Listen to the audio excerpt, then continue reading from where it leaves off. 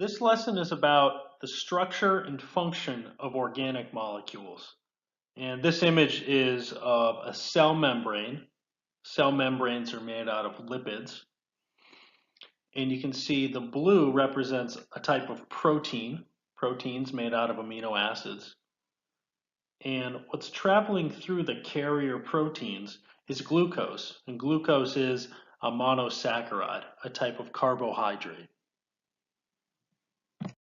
What are structure and function?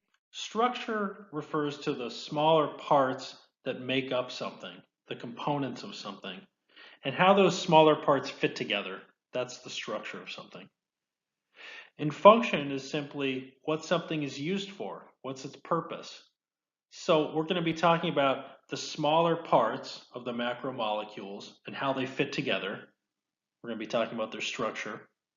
And we're also going to be talking about what the macromolecules are used for, what their function is. The four macromolecules are lipids, nucleic acids, proteins, and carbohydrates. The four macromolecules are made out of different things, and they do different things. In other words, they have different structures and different functions. Lipids are defined by the fact that they are not water soluble. And all this means is that lipids do not dissolve in water. And if you look at this image, we can see if you pour oil in a glass of water, the oil will rise to the top and it'll float there in a layer, not interacting chemically with the water at all, because oil is a lipid and lipids are not water soluble.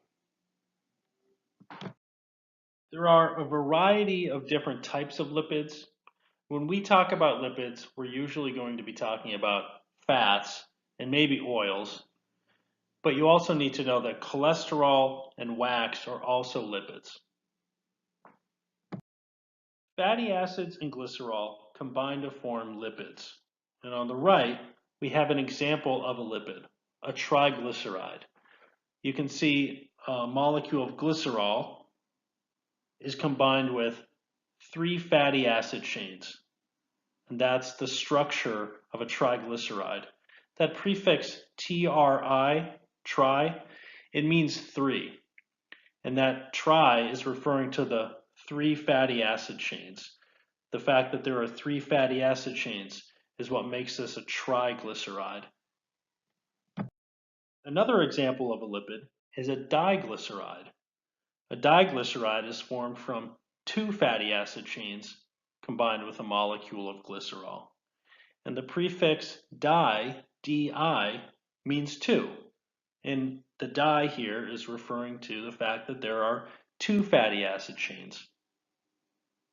So we've talked about the structure of lipids, what lipids are made out of, and how those parts combine. But what do living things need lipids for? Well, one function of lipids, one of the things that they're used for, is to store energy. On the bottom, you can see some seeds. Seeds contain lipids that are going to be used later on by a developing plant. So seeds contain lipids that are storing energy. And on the right, you see a bear. Bears, as you know, hibernate. And before they hibernate, they have to pig out. And they pig out in order to consume lots of energy that they're not going to use right then. They're going to store that energy for later. And they store that energy in the form of fat or lipids. A second function of lipids is that they're used to form cell membranes. So all cells have cell membranes, and all cell membranes are made out of lipids. The lipids in cell membranes are diglycerides. They have 2 fatty acid chains. And those diglycerides are combined with a phosphate group. And that's why we call these particular diglycerides phospholipids. So the lipids in cell membranes are called phospholipids. And I just want to point 2 things out to you quickly. You can see the fatty acid chains down here. So there's 1 and 2, there's 1 and 2, and up here is the molecule of glycerol combined with a phosphate group. Lipids are used to store energy and to form cell membranes. These are the functions of lipids that we'll focus on. But we should note that lipids do have some other functions. Lipids can be used for insulation. For instance, the blubber of whales is composed of lipids. And lipids can also be used as chemical messengers. But again, our focus is going to be on their use in storing energy and in forming cell membranes. Structure refers to the smaller parts of something and how those parts fit together. And function refers to the purpose of something, what it's used for. We looked at the structure and function of lipids. Lipids are composed of glycerol and fatty acids, and 2 examples of lipids are triglycerides and diglycerides. Triglycerides have 3 fatty acid chains, whereas diglycerides have 2 fatty acid chains. We also saw that cholesterol is an example of a lipid. And we saw that lipids are used to store energy and they're used to form cell membranes. And the specific type of lipids used to form cell membranes are phospholipids. Let's look at a few MCAS questions in which you need to know about lipids. Plant species such as the sesame plant and the coconut palm have large amounts of lipids in their seeds. Which of the following is the most likely function, most likely purpose of these lipids? A, to store energy for the seedlings. B, to absorb water for the seedlings. C, to encode most of the genetic information in the seedlings. Or D, to speed up most of the chemical reactions in the seedlings. Well, hopefully you now know that the answer is A, to store energy for the seedlings. That's one of the primary functions of lipids, is to store energy. Cholesterol belongs to which category of organic molecules? For this one, you just have to memorize that cholesterol is a lipid. So the answer is B, lipids. Which group of organic compounds contains fatty acids? Again, you now know lipids are composed of glycerol and fatty acids. So the answer again is B. Let's take a look at the structure of nucleic acids. As you know, nucleic acids are composed of nucleotides. Well, nucleotides are made out of nitrogenous bases, 5 carbon sugars, and phosphate groups. So you can see those on the left, and we combine them to get nucleotides. And you can see a typical nucleotide on the right. If you see the purple square, you see a phosphate group. It's connected to a 5 carbon sugar in the blue square. And then they're both combined to the nitrogenous base in that grayish green. Nucleotides combine to form nucleic acids. And if we look down on the right, we have DNA and we have RNA. And we know, if we're looking over here, that nucleic acids are made out of, well, they're made out of nucleotides, and the nucleotides are made out of nitrogenous bases, 5 carbon sugars, and phosphate groups. Well, here are the nitrogenous bases. You can see the red, the blue, the yellow, and there's a green. You can see it down here too. Those are the nitrogenous bases. The 5 carbon sugars and the phosphate groups are in the strands. So the way these nucleotides combine is the 5 carbon sugars and the phosphate groups combine with each other. And the nucleotides, the nitrogenous bases are what stick out. Now, in RNA, as we'll see, it's a single strand, so it's just sticking out like this. In DNA, it's a double strand. and you can see these double strands, these actually combine with each other. DNA stands for deoxyribonucleic acid. And DNA is called this because the 5-carbon sugar in DNA is called deoxyribose. And this distinct shape of DNA, this sort of crisscrossing shape, there's one strand and here's a second strand, and they're kind of wrapped around each other. Well, that shape is called the double helix. And of course, in terms of function, the purpose of DNA is to store genetic information. RNA stands for ribonucleic acid. That's because the sugar in RNA is called ribose. RNA does not form a double helix. It's usually in just a single strand. RNA carries out DNA's instructions. I think it's helpful to think of RNA as basically DNA's assistant. DNA is the boss, and RNA is always scrambling around trying to carry out the instructions of DNA. So side by side, we can see DNA and RNA, and they work together. DNA stores the genetic information, but it's RNA that's going to try to realize that genetic information, trying to bring it to life. So RNA carries out DNA's instructions. And like I said, I think it's helpful to think of RNA as basically DNA's assistant, running around trying to carry out its instructions. Nitrogenous bases, pentose sugars, and phosphate groups combine to form nucleotides. Nucleotides combine to form nucleic acids.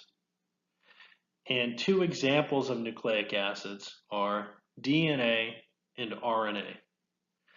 DNA forms a double helix, but RNA exists in a single strand. DNA stores the genetic information, and RNA carries out DNA's instructions.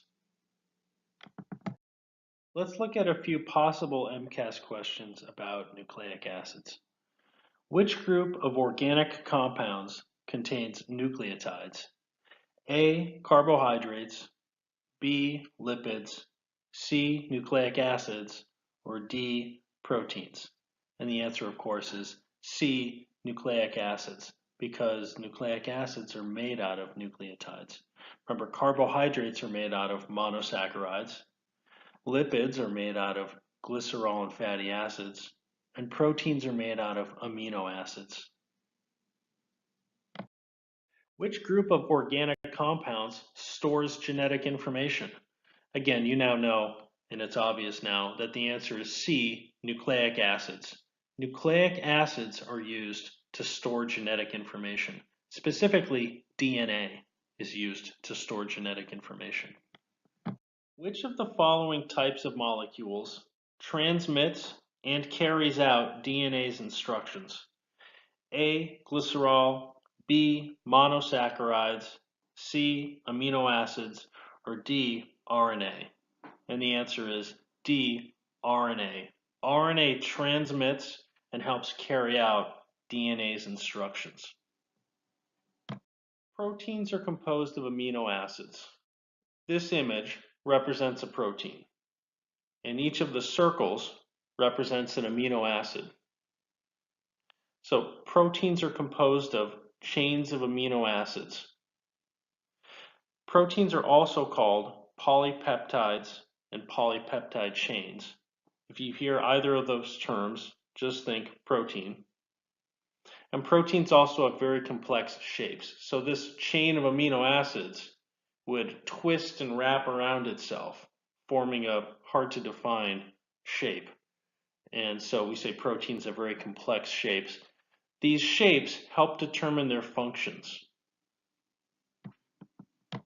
One type of protein is enzymes. Enzymes are proteins that increase the rate of chemical reactions. In other words, enzymes speed up chemical reactions. Enzyme names often end with ASE, for instance, maltase, lipase, and cellulase. And in the image below, the gray represents the enzyme.